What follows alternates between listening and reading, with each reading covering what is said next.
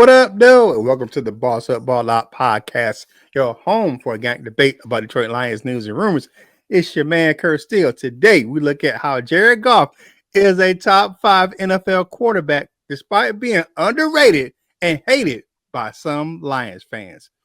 Man, one of them may be on the channel. We are the way 3,000 subscribers, man. Currently sitting at 28, 26.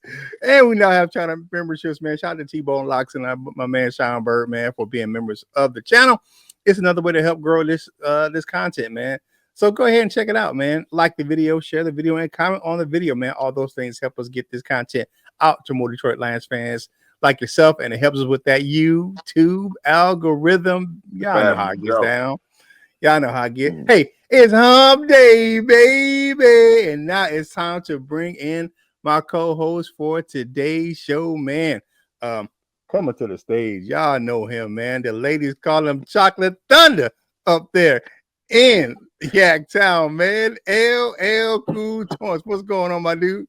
Just for the record, nobody calls me that. Happy Wednesday, and I ain't get it from nowhere. Hey, I know what it is, man. It's the hardest working man down there in Jackson, Michigan, man.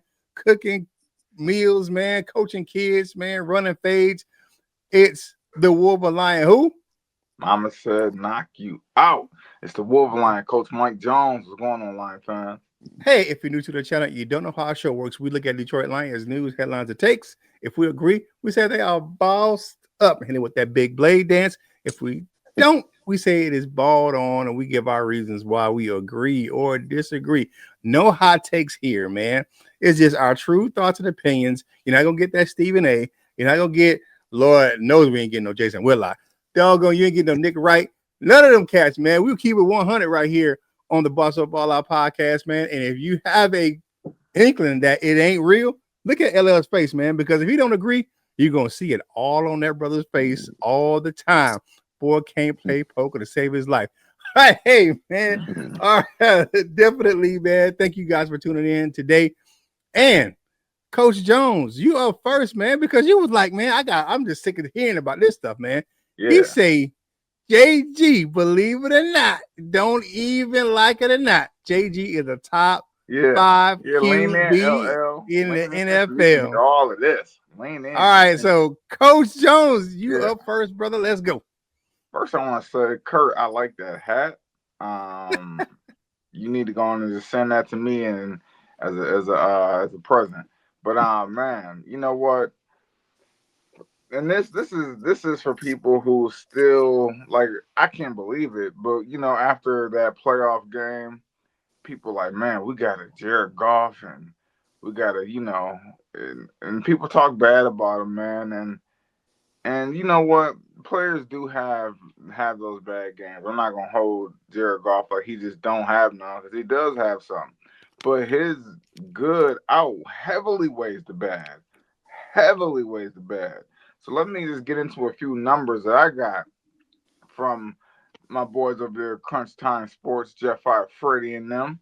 Shout out to Crunch Time. So they posted something yesterday that just basically backed up my feelings about Jay Jizzle.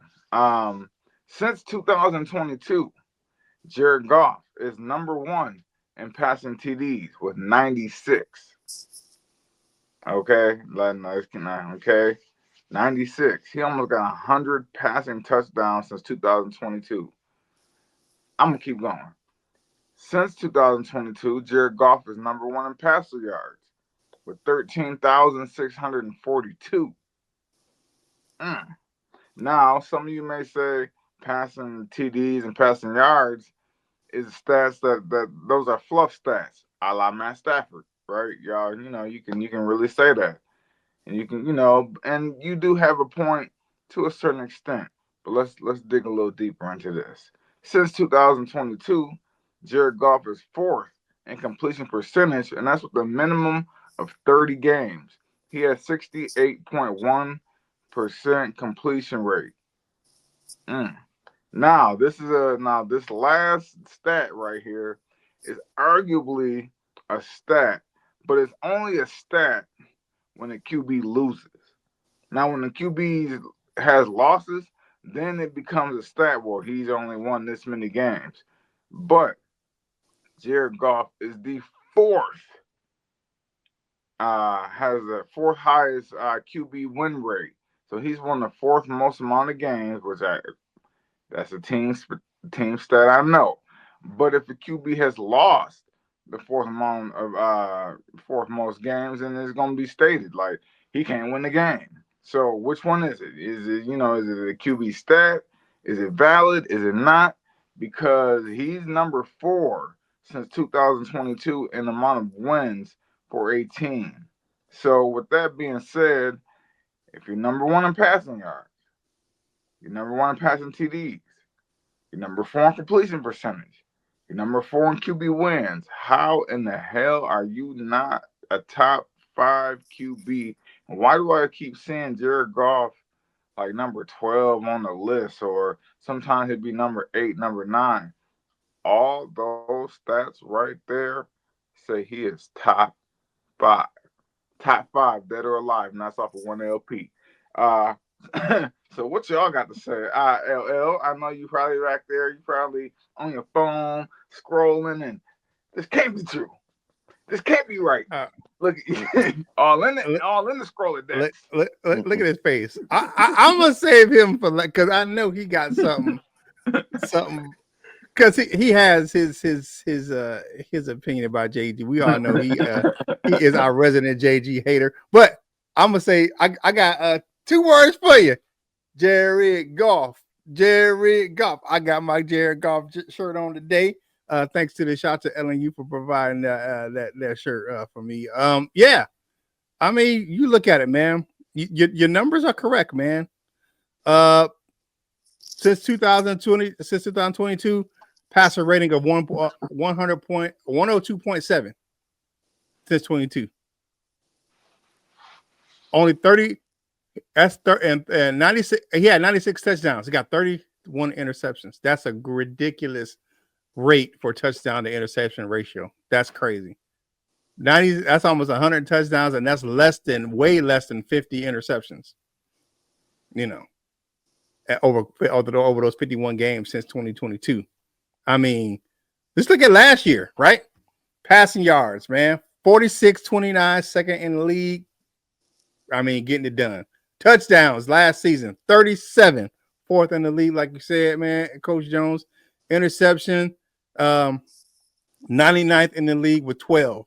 So you had 37 touchdowns and 12 interceptions. That's way less than a 2-to-1 rate for a quarterback. 6 in the NFL in QBR, total and quarterback rating. Not passer rating, QBR, 68.4. 6 in the league.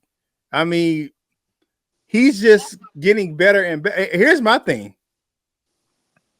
He is just entering his prime for a quarterback. Oh, wow. Because when do quarterbacks enter their prime? It's not when they're from 22 to 28. It's when they're 29 through 35 is the quarterback where they're playing their most cerebral game as a quarterback. They got it all together. It's between the ears and it's with their body. So most of the raw stuff, this like I'm scared now to look at what's gonna happen with like a guy like Patrick Mahomes, because he's entering his prime too. He's had all this success before he really enters what is considered a prime for an NFL quarterback. Because you look at it, that 29 to 30, that's when they're putting all the physical attributes together with all the mental attributes of the game. So I'm scared to look at what's going to look at with a lot of quarterbacks we got coming up, like a Josh Allen and Lamar Jackson. When they started getting to that prime, that 28, when everything is coming together, they don't have to rely on their physical attributes. When they're actually seeing the game from a more cerebral standpoint, man, those guys are going to be scary. But Jared Goff is entering that time right now. So you look at him and that offense in the last couple of years, man. Look at last year. Look at it was just crazy the way he just kind of flowed in the offense, right? We know he had some bad games, right? But think about this. Think about the game we had in Houston. 5 interceptions, but what did it do? And when it came down to it, right? What did Dan Campbell do? Did he take the ball out of Jared Goff's hands? Absolutely not. What did he do? Go back in there. He was throwing the ball down the field and making sure that we got into the field goal range for Jake Bates. It wasn't just running the ball. You got to go out there and you got to forget the other crap and just win the game, right? And my thing is that with Jared Goff, man, you're gonna get pretty much the same guy from play to play to play, mistake or not. You know, he gonna go out there. He gonna, and one thing I definitely saw an improvement upon last year is him stepping up in the pocket, avoiding the pressure. When he can get out of harm's way, he would step up in the pocket, make the pass. He wouldn't just take a sack. He would move up into the pocket, move here, move left, move right, make plays.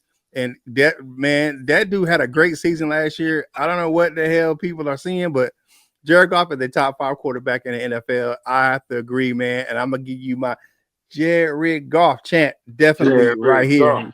Yeah, Goff. man. You know what? I want to throw in something too, real quick, Curt. What's that? If y'all don't really, notice it, man, but Aaron Rodgers didn't become Aaron Rodgers really like that, like a top efficient quarterback until he was past 30. When he was past 30, it was, oh man, he's the best in the game. He got to that status when he was above 30. So that's when he won all those MVPs. He was in his 30s. There you go. I'm just saying. I ain't saying, but I'm saying. All right. Go ahead. Come on with your Huggy Bear. Come on, Mr. Sourpuss. Come on, man. Let's get. No, I smile because that's a perfect point. Because we all said that Aaron Rodgers should not have won a goddamn thing because his team didn't do anything. So I get his individual award or whatever, but when he was winning on them MVPs, his team was disappointing. It was. They're winning division titles. They just weren't winning. They weren't going in the playoffs. That's in a division with at that time the lowly Lions. But I get it. I don't want to talk about Aaron Rodgers. I want to talk about Jared Goff. And it ain't gonna be what y'all think it is. I just don't think he's top 5. Because I think there's 5 quarterbacks better than him. I know you was gonna throw out numbers, and I think it's funny because some months we don't care about numbers, and then some days we do. I don't really give a shit about numbers.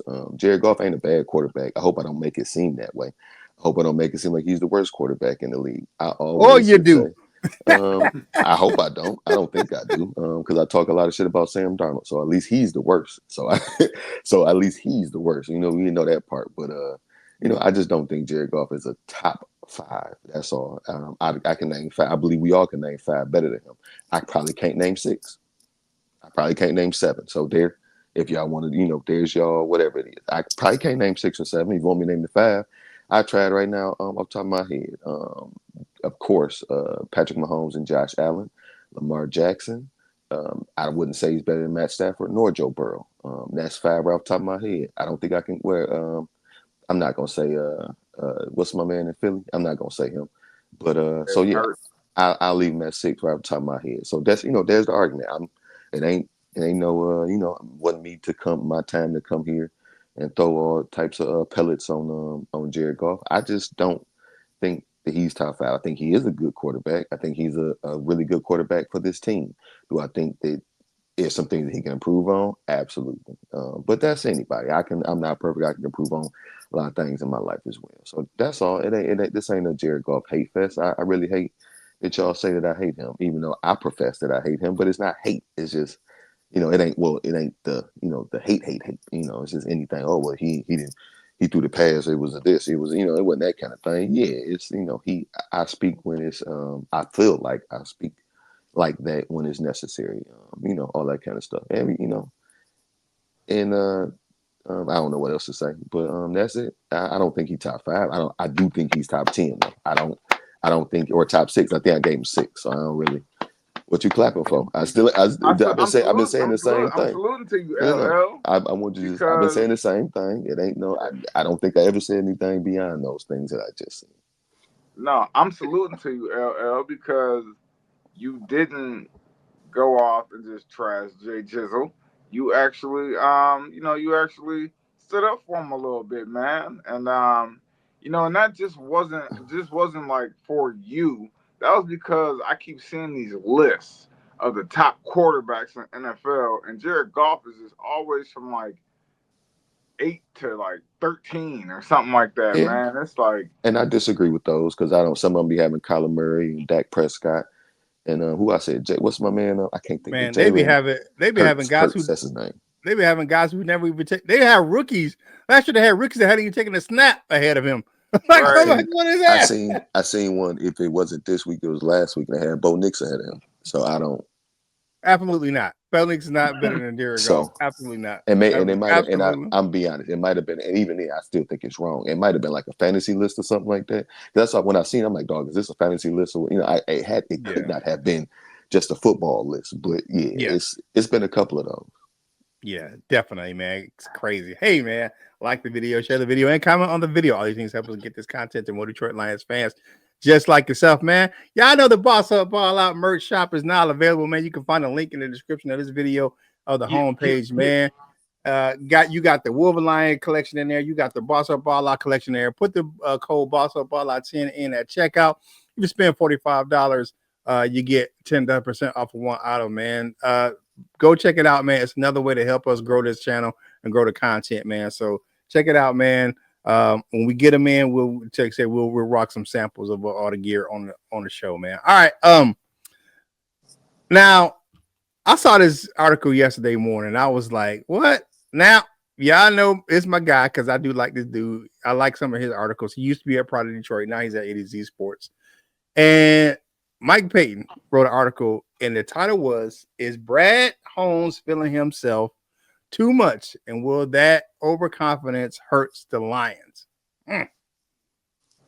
Right? Well, I was like, okay. I was intrigued by that title. I'm like, okay.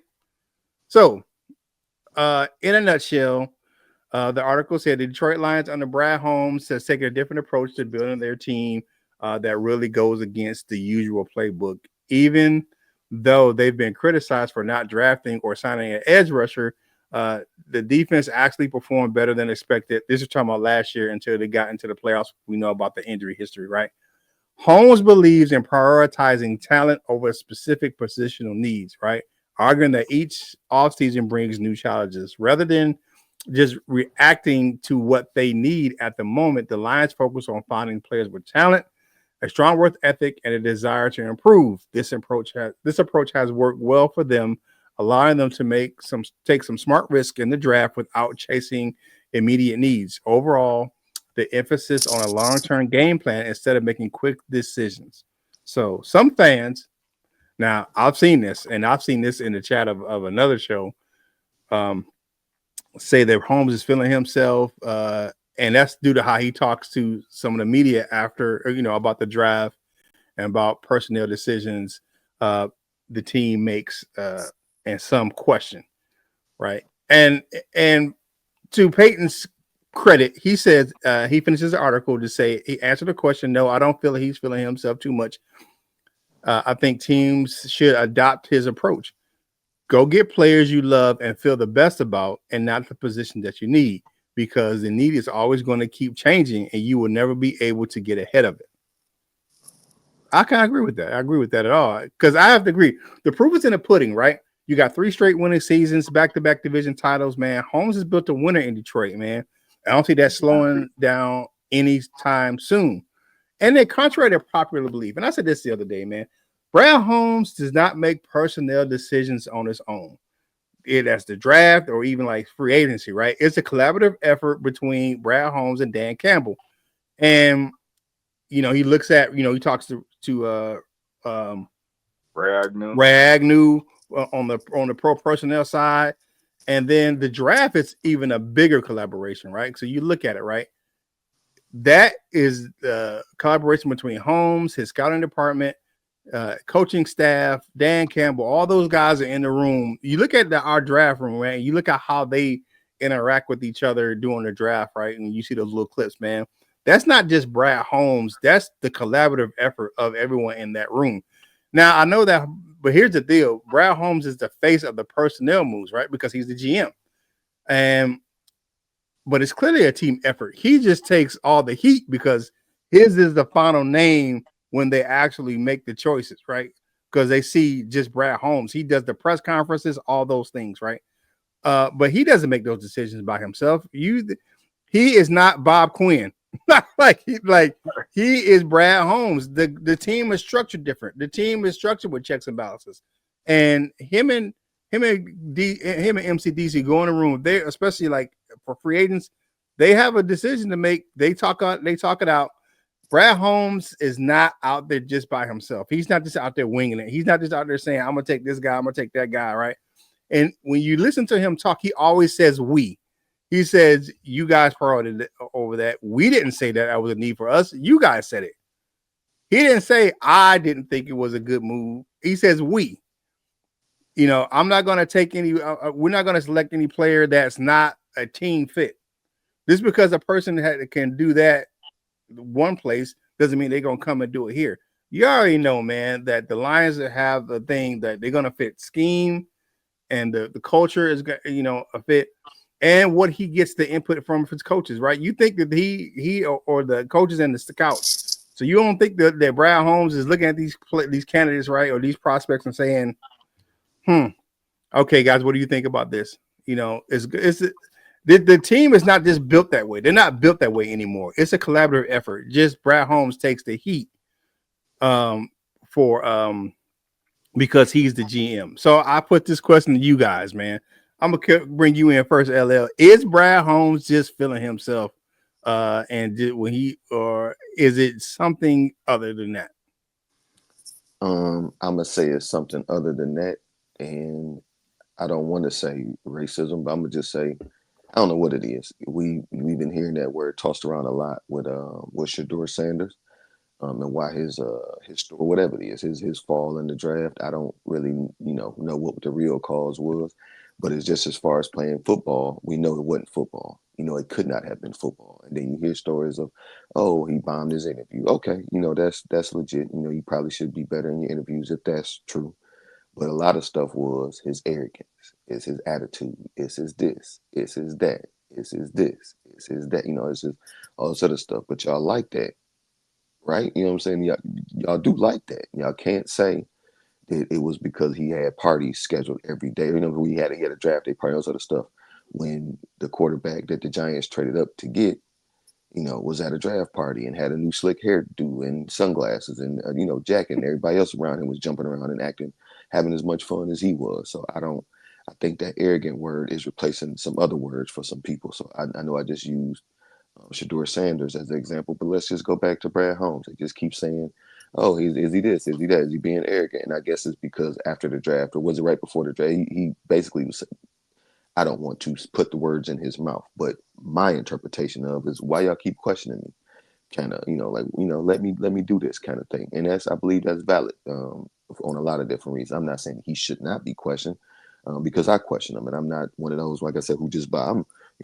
I believe in Brad Holmes. I do, but a little bit. You know what I'm saying? To a certain extent, you gotta, we ain't won much for me to just be falling over for you yet, kind of stuff. But I don't. If he is arrogant, it's necessary. I feel like you gotta have in life and in this sport, you gotta have something. You gotta believe what you're doing. You gotta feel what you believe in what you stand on, all that kind of stuff. And I believe that's what it is. He has his methods.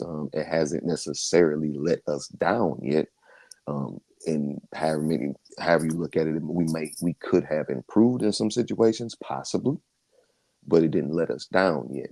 So I don't think it was a decision that he made that did anything terrible for us, outside of maybe giving Jared Goff that big ass contract. But besides that, I believe that people are just using other words to use on Brad Holmes because it's not culturally appropriate to use some other words. Like they may want to say some other things about him, but they can't. So they just say, oh, he's being arrogant, oh, he's being this and he's being that. And now they want to question some of the moves that people like me questioned back then, and y'all called me crazy. So, just be careful what you're saying because some people, everybody don't just see it as an article or as you just speaking your opinion. I mean, which it is, and everybody has an opinion, but some of y'all letting your true colors show.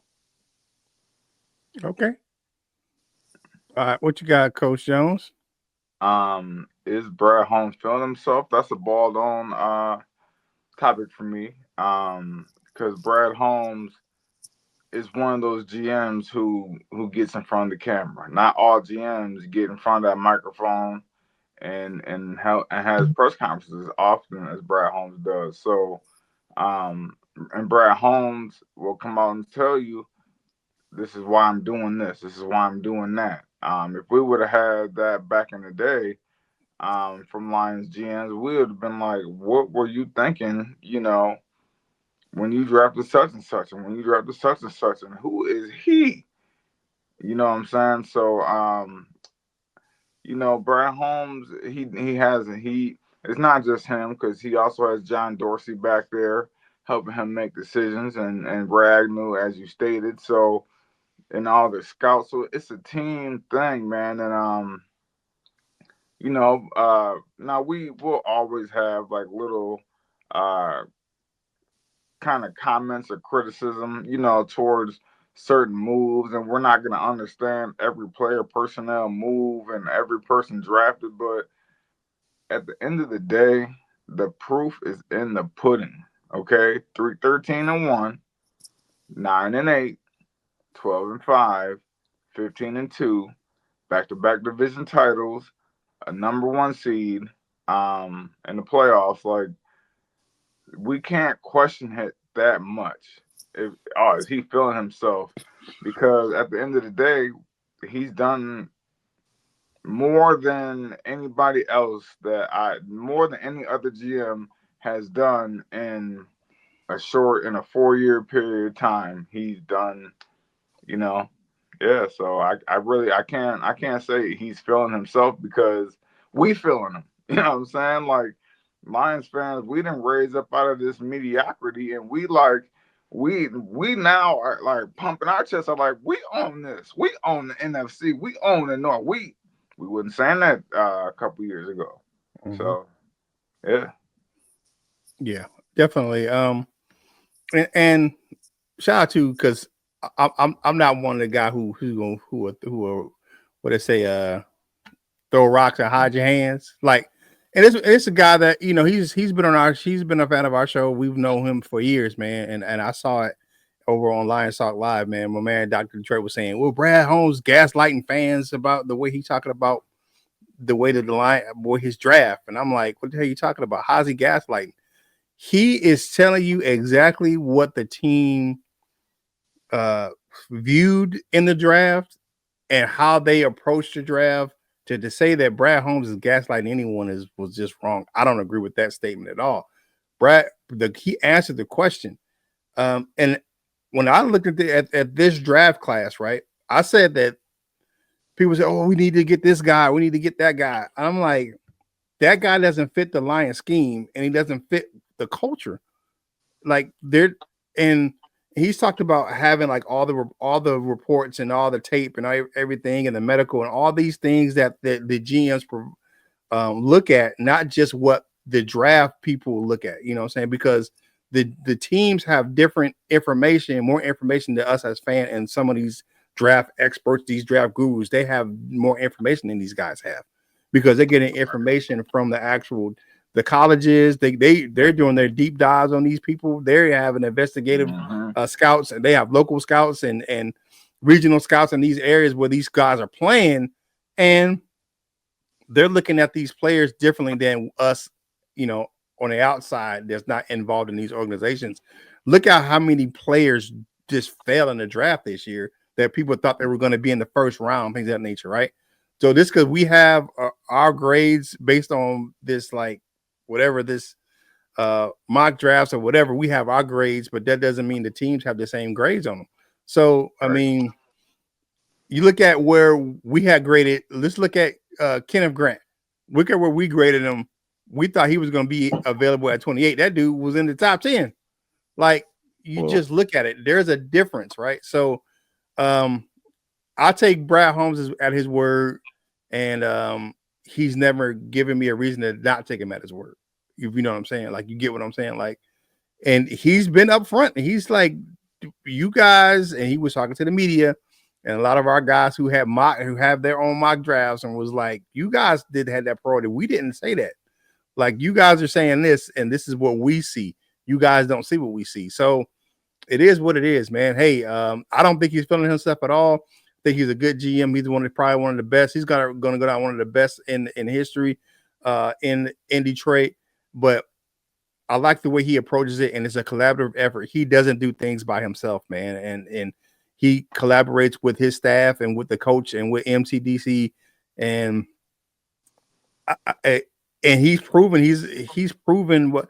And look at his job was ridiculous last year. Look at me, people he just had to kind of bring in the kind of with all the injuries just to get it, and we still went 15-2 with practice squad players and guys that was signing off the street. You know what I'm saying? They on the couch in their pajamas, and next thing you know, they line up in Detroit Lions uniforms. So it is what it is, man. Hey, man, like the video, share the video, and comment on the video. All these things help us get this content to more Detroit Lions fans just like yourself, man. And like I said, man, ladies, get ready, because coming to the stage, man, Yak Town don't back down for Chocolate Thunder. LL Cool got to talk about one guy who he thinks may be the third safety on the roster already. What you go? Oh, I'm sorry, wrong one. There we go. And let's go, dude.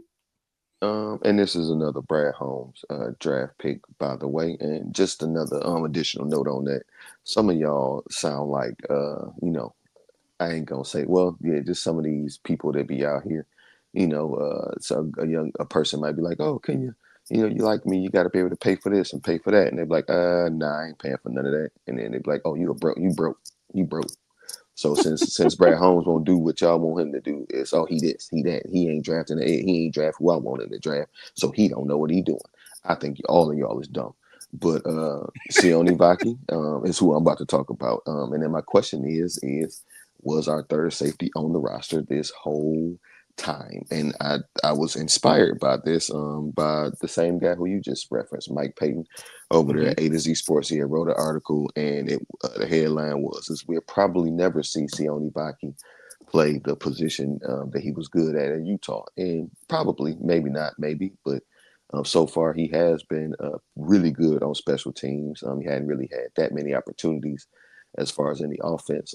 He got in at playing some fullback sometimes, I saw, but other than that, he ain't really had too much of a role. Maybe it could be expanded coming up. So this is just a question, because I don't really know if he ever played safety, but maybe he should. He was actually much better at playing safety than running back in college. And all of the numbers support that. He played more snaps, of course, tremendously more snaps at safety than did at running back, and everything like that. And in this draft, we just saw one of those. I mean, it's always those kind of players, but we saw one with a bigger name this year that played both ways, and that's Travis Hunter.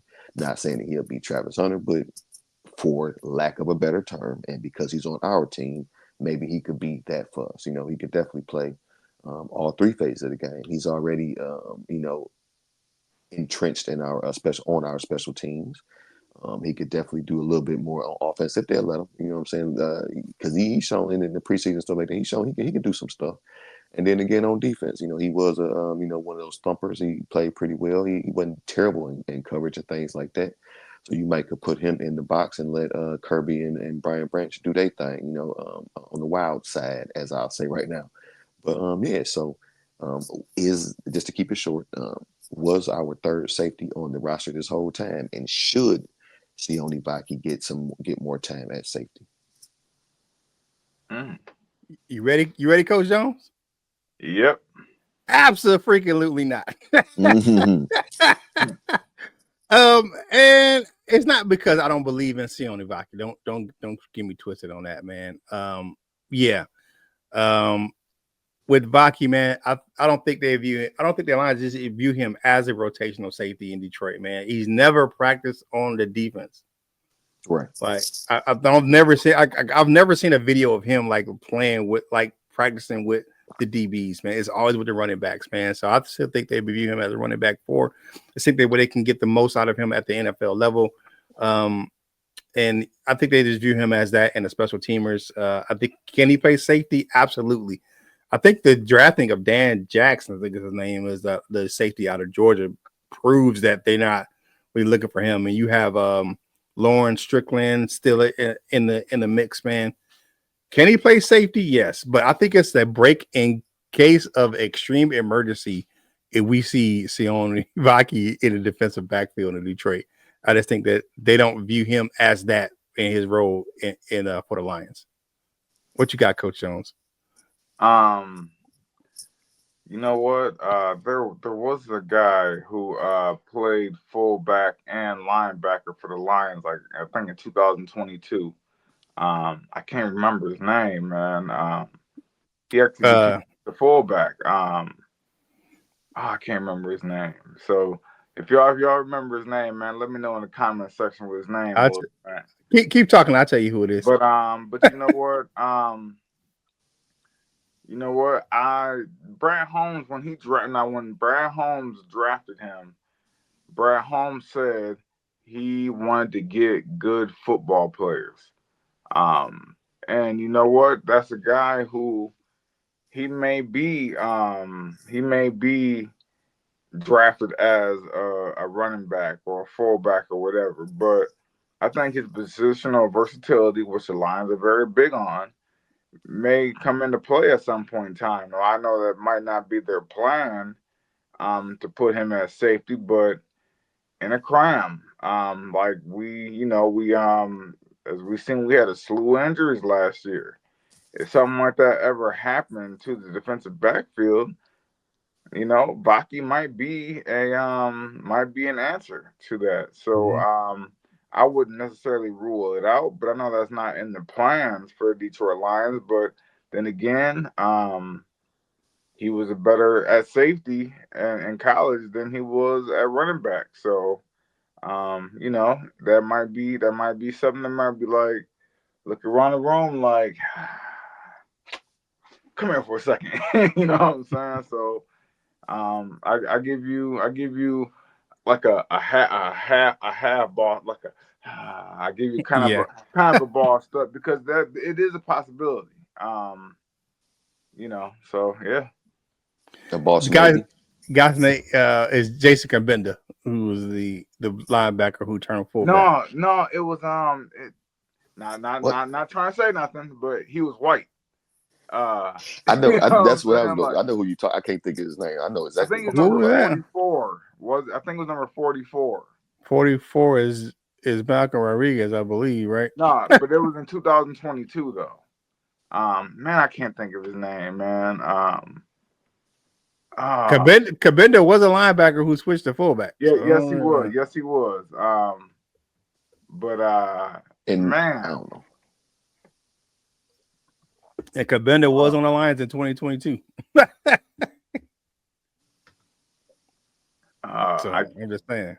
Yeah. So, you know what? When we do our wrap ups, man, I'll tell you who it is. Okay. I know who. I just got the tip of my tongue. I just can't spit it out.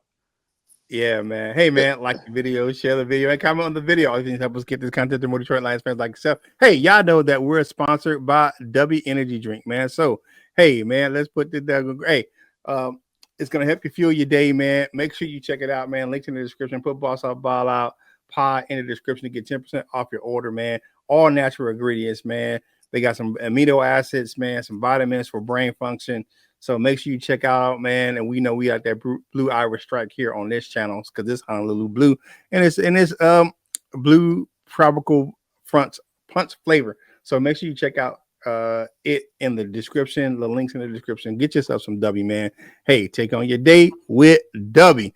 Hey, make sure you do this, man. If you haven't done so already, as I give Coach Jones a chance to do his research, make sure you follow the crew on your favorite social media platforms, man. My man, Coach Jones, got a new video out on his Beyond the Ropes boxing playlist, man. So go check the thing out, man. He said it was a weekend of disappointing fights that happened over the weekend. It was a ton of fights. It was like 3 days of fights this weekend. And if you really didn't know about it, man, look at it. The results were just terrible. You had some big names against some small names, and it went the way that it should. Then, of course, I post content from this channel on all of my social media platforms, so make sure you go check it out, man. LL, your video, your clip that I posted a view from one of our last shows, man, gets a lot of views, man. You know what I'm saying? The aunties is definitely checking it out, man, and like, you know what I'm saying, they whooping over Chocolate Thunder. And of course, LL, man, he posts his content on all of his social media platforms, man. Go check out his Maha Media, man, the fishing videos, them rolling videos, man. You know how he gets down, man. Of course, man, it's Thursday Eve, because it's hump day, baby. So make sure you go check out LL. If you're his Facebook friend, you already know what's going on his Instagram page, man. So go check that out. So excuse me, my son wants to be on the show this morning. All right, so time for parting shots for today's show, man. LL, you up first, man. What you got? I want to thank Curt, because every day he come on here and say that about my high media. I don't have a single thing posted over there, I don't think, but it's coming soon. As soon as I'm a little less poor and we can get some stuff rolling, and you'll see everything that you saw on WTMN TV over there, and more, and better versions. So yeah, it's all on me. I'm just poor and I can't get it together yet, but it's coming real soon. But thank all of y'all out there that watch us and do all that other kind of stuff. Shout out to our members, T-Bone Locks and Sean Bird. Thank y'all for locking in with us, and shout out to everybody else who used to be members, who like Michael Huck and I think Dr. Detroit and Turner C. Burley, excuse me. All of you guys, and I know I'm leaving people out, but shout out to all of y'all. I ain't seen y'all in a while. I forget if you remember his name, Curt. It was my man. He used to drive trucks. I can't think of his name, but at the time, but I know who it is, man. North End Ken, that's my dude. North End Ken. Shout out to all y'all, man. If y'all ain't still around or whatever, come on back, man. Y'all was our dogs. Yeah, man. Right on. All right, right on. Coach Jones, what you got for the people? Yeah, man. I just like to say, man, on this Wednesday hump day, man, it's an important day, man. It's the middle of the work week for the people who work Monday through Friday, man. It might be a struggle today, man, but stay positive, man. Lift people up around you, man. I know sometimes you might be negative, like I might, talking about this person, talking about that person, man. It takes more energy to talk about people in their negative aspects than it is to actually lift someone up or to bring somebody over and have a quick conversation with them, man. So spill that positive energy into the workplace. And hey, if y'all do find that player, drop a comment in the comment section. And because I it's at the tip of my tongue, I just can't remember the name right now. But hey, if y'all know who I'm talking about, the linebacker who converted to fullback, not Jason Kabinda, the other guy, maybe he played in the Lions in 2021. But let me know in the comment section.